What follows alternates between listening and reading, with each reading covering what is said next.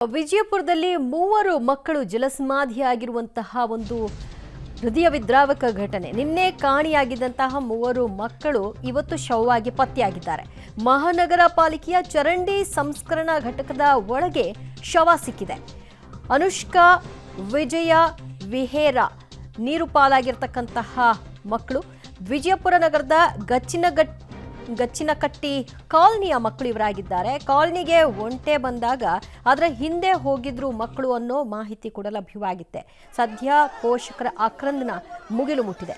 ನಿನ್ನೆ ಕಾಣೆಯಾಗಿದ್ರು ಅಂತ ಸುದ್ದಿ ಬಂತು. ಅದಾದ ನಂತರದಲ್ಲಿ ಹುಡುಕಾಟ ನಡೆಸಿದಾಗ ಇವತ್ತು ಶವವಾಗಿ ಮೂವರು ಮಕ್ಕಳು ಪತ್ತೆಯಾಗಿದ್ದಾರೆ.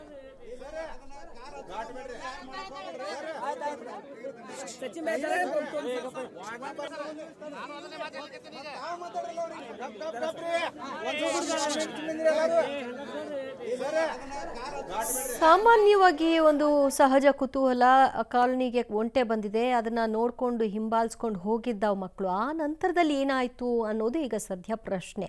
ಈಗ ಮಕ್ಕಳ ಮೃತದೇಹ ಪತ್ತೆಯಾಗಿದೆ. ಮೃತದೇಹಗಳನ್ನ ಹೊರಕ್ಕೆ ಕೂಡ ತೆಗೆದಿದ್ದಾರೆ.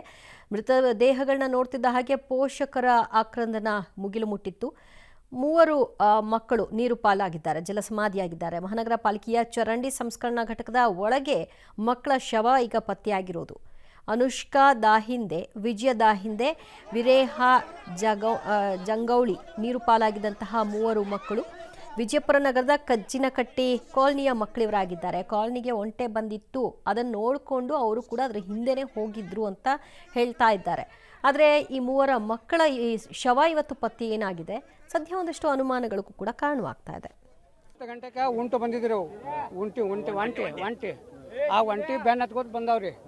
ಆ ಒಂಟಿ ಬೆನ್ನ ಹತ್ಕೋತ ಬರೋಣ ಒಂಟಿ ಏನು ಮಾಡ್ಯಾವ ಆ ಕಡೆ ಅಷ್ಟೋಪ್ ನಗರ ಕಡೆ ಹೋಗ್ಯಾವ್ರಿ. ಇವ್ರು ಏನು ಮಾಡ್ಯಾರ ಹಂಗೆ ಬಂದಾರಿ. ಹಂಗೆ ಬಂದು ಅಲ್ಲಿ ಕಿರಾಣಿ ಅಂಗಡಿ ಬದಲೇ ಏನಾರೇ ನೀರು ಗೀರು ಏನು ಬಾಟ್ಲಿ ಕುಡ್ದಾರ ಕಾಣ್ತೈತಿ. ಹಂಗೆ ಮುಂದೆ ಬಂದಾರಿ. ಹಂಗೆ ಮುಂದೆ ಬರೋಣ ಇಲ್ಲಿ ನಮ್ಮ ಫ್ಯಾಕ್ಟ್ರಿ ಬಲ್ಲಿ CC ಕ್ಯಾಮ್ರಾನ್ಯಾಗ ಚೆಕ್ ಮಾಡ್ಯಾರಿ. ಮೂರು ಹಿಂಗೆ ಏನು ನಾರ್ಮಲ್ ಆಡ್ಕೋತೇ ಹೋಗ್ಯಾರಿ. ಅವರು ನಕ್ಕೋತ ಆಡ್ಕೋತ ಹೋಗ್ಯಾರ. ಆಡ್ಕೋತ ಹೋಗಿ ಕಿಸಿಂದ ಇಲ್ಲಿ ಮುಂದೇನು ಅಷ್ಟು ಕ್ಯಾಮ್ರಾ ಕಟ್ ಆಗಾನ ಸೀದಾ ಇಲ್ಲೇ ಇಳಿದಾರೆ ಅವರು. ಇದು ವಾಟರ್ ಫಿಲ್ಟರ್ ರಾತ್ರಿ 1:02 ತನಕ ಕೇಳಿವ್ರಿ. ವಾಚ್ಮನ್ ಸಹಿತ ಕೇಳಿವ್ರಿ, ನೋಡ್ರಿ ಜರ ಚೆಕ್ ಮಾಡಿ ಕೊಡ್ರಿ ಅಂತ. ಯಾರು ಬಂದಿಲ್ಲ, ನಾವು ದೊಡ್ಡವ್ರಿಗೆ ಬಿಡಂಗಿಲ್ಲ, ಸಣ್ಣವ್ರಿಗೆ ಯಾಕೆ ಬಿಡ್ತೇವೆ ಅವ್ರಂದ್ರು. 6 ವಾಚ್ಮನ್ ತಗೊಂಡು ಏನ್ ಮಾಡ್ತಾರೆ ಹೇಳ್ರಿ ಇವ್ರು. ನೋಡು 100 ಹುಡುಗರು ಇಲ್ಲೇ ತಿರ್ಗಾಡವ್ರಿ. 4-5 ಸರ್ತಿ ಕೇಳಿವ್ರಿ. ರಾತ್ರಿ 1 ತನಕ 2 ತನಕ ಕೇಳಿ. ಮತ್ತಷ್ಟು ಮಾಹಿತಿ ಪಡೆಯೋಣ ನಮ್ಮ ಪ್ರತಿನಿಧಿ ಪುರುಷೋತ್ತಮ್ರಿಂದ. ಪುರುಷೋತ್ತಮ್, ಮಕ್ಕಳ ಮೃತದೇಹ ಸಿಕ್ಕ ನಂತರದಲ್ಲಿ ಸದ್ಯ ಗ್ರಾಮದಲ್ಲಿ ಒಂದಷ್ಟು ಆಕ್ರೋಶ ಕೂಡ ವ್ಯಕ್ತವಾಗ್ತಾ ಇದೆ. ಕಾರಣ ಏನು?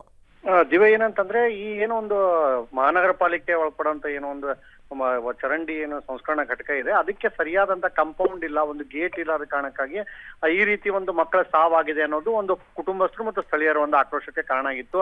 ಇದರ ಹಿನ್ನೆಲೆಯಲ್ಲಿ ಏನು ಶವಗಳು ಸಿಕ್ಕವು, ತದನಂತರ ಏನು ಅಂತಂದ್ರೆ ಶವಗಳನ್ನ ಅಲ್ಲೇ ಸ್ಥಳದಲ್ಲಿನೇ ಇಟ್ಟು ಕುಟುಂಬಸ್ಥರು ಮತ್ತು ಸ್ಥಳೀಯರು ಕೂಡ ಪ್ರತಿಭಟನೆ ಮಾಡಿದ್ರು. ಅಂದ್ರೆ ಮತ್ತೆ ಬೇರೆ ಯಾವುದೇ ಮಕ್ಕಳಿಗೆ ಕೂಡ ಈ ರೀತಿ ಆಗಬಾರ್ದು ಅನ್ನೋ ನಿಟ್ಟಿನಲ್ಲಿ ಈ ರೀತಿ ಒಂದು ಪ್ರತಿಭಟನೆ ಮಾಡಿ ಆದಷ್ಟು ಬೇಗ ಒಂದು ಏನು ಈ ಕಾಂಪೌಂಡ್ ವ್ಯವಸ್ಥೆ ಮಾಡಬೇಕು, ಯಾರು ಕೂಡ ಒಳಗಡೆ ಹೋಗದ ಹಾಗೆ ಬಂದೋಬಸ್ತ್ ಆಗಬೇಕು ಅನ್ನೋ ನಿಟ್ಟಿನಲ್ಲಿ ಒಂದು ಪ್ರತಿಭಟನೆ ಮಾಡಿದ್ರು.